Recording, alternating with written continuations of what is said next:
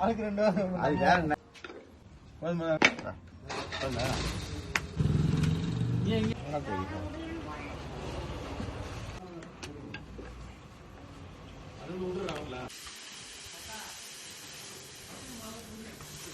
கோதுமை கட்டி சாப்பிடலாம்.